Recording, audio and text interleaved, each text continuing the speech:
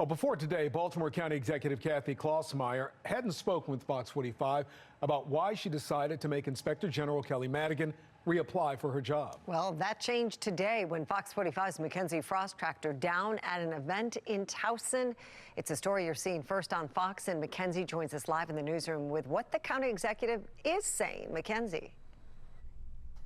Yeah, Mary and Kai, we've repeatedly been told that the county executive was unavailable to discuss why she decided not to renew the Inspector General's contract. But when we did have a chance to question her, the answer she provided did not give us very much insight into her decision. Baltimore County's first watchdog, Kelly Madigan, told Fox 45 News she had been trying to get a meeting with the newly selected county executive, Kathy Klausmeier. My term expired in January, and I had been sending emails to the new county executive, welcoming her aboard, and wanting time on her calendar to meet with her and her staff to, answer any questions I had about the office, introduce myself to her. I emailed her several times between February, March, never had a meeting. And then I got a meeting on Monday, May 12th. I went to that meeting. I told them about the office, answered the questions they had, and at the end of the meeting, they handed me a letter that my job would be posted in 2 days. That letter, seen here, says Madigan is encouraged to apply for the position if she's interested in staying on the job. After brushing up her resume, Madigan did reapply. Madigan's efforts in rooting out waste, fraud, and abuse rewarded earlier this year.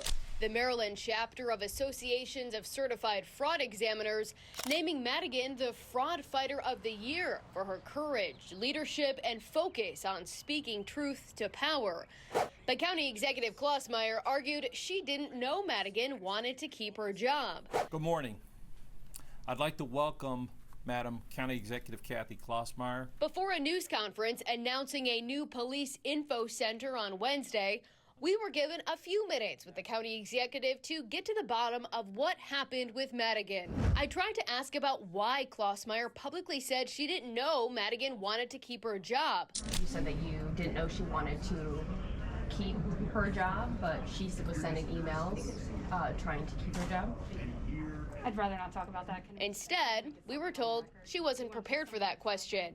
Well, that's one of the biggest things that people want to know, and I think that's a fair question that people, It is, but it's not something we're prepared to answer right now. And it's something that she has talked about in the past. Yeah, we talked about it. And it is. I'm just saying, she's done a great job. I anticipated working with her.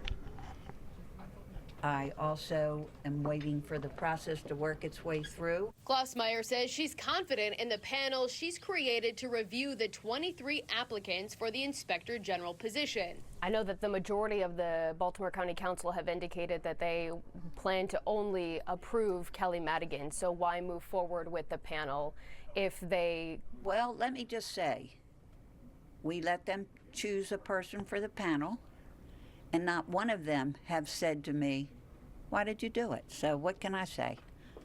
And that's the end. I don't know what else to say. So?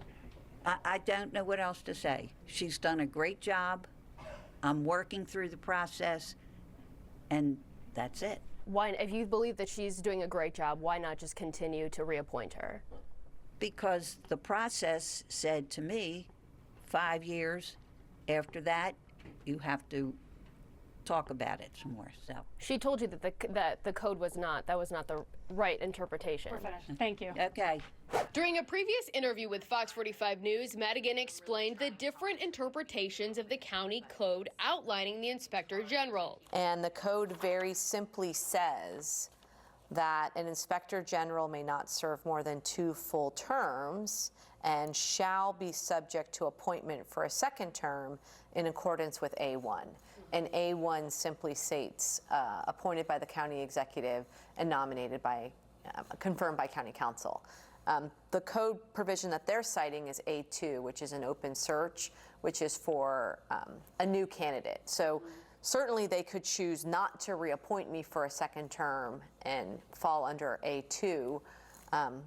But I think their argument is that they're required to fall under A2, which is just not true on a plain reading of the code. This short interview with County Executive Klausmeier scratches the surface of the slew of questions stacking up for her, including about a recent IG report, one that revealed former Baltimore County Executive Johnny Olszewski's uncle used his county vehicle to visit Olszewski's campaign office, violating personnel policy, and he was later fired.